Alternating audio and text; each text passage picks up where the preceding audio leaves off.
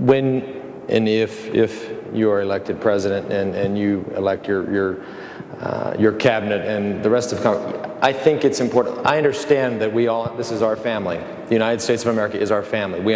This is how much we make. This is how much we get to spend. We can spend it on, wars overseas. We can spend it on diseases. We can spend it on highways.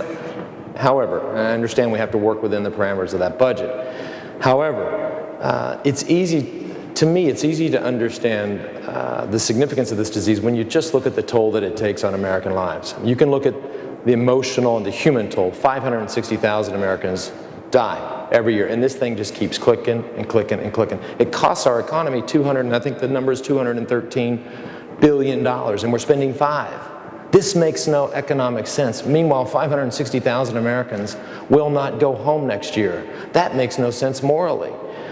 I think, and the other thing you can also look at, since we were speaking about all the different diseases, you can look at how we allocate money per death in the United States of America. And cancer, quite frankly, and I'm not exactly sure why, cancer is underfunded.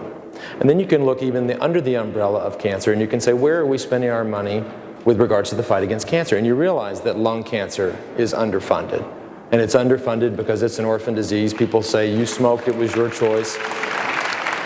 But I think we must look at the entire problem, allocate the money where it affects us the most. Does anybody remember SARS or the bird flu? Do you know how much we allocated for SARS? I mean, everybody in the world thought they were going to get SARS. Nobody got SARS. A few people did. But the bird flu, I think Congress allocated $7 billion immediately for SARS. Avian flu, I believe. Yeah.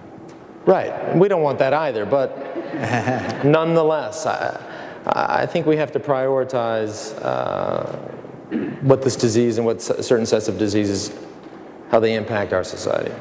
I think I'm in total agreement with you, and one of my opening comments when I talked about I would support increases, we have to make the right kinds of decisions in prioritizing. But I'd also like to point out to you that what we also need to do is scrutinize every agency of government, and those that are not doing the things they were supposed to do, we should abolish those. One of the things about bureaucracies, is that once they're established, they seem to go on. And I can identify so much. Do you know in the Farm Bill, my friends, we gave $93 million in tax breaks to thoroughbred racehorse owners. Now, I'm sure there's some thoroughbred racehorse owners out in the audience, but not many.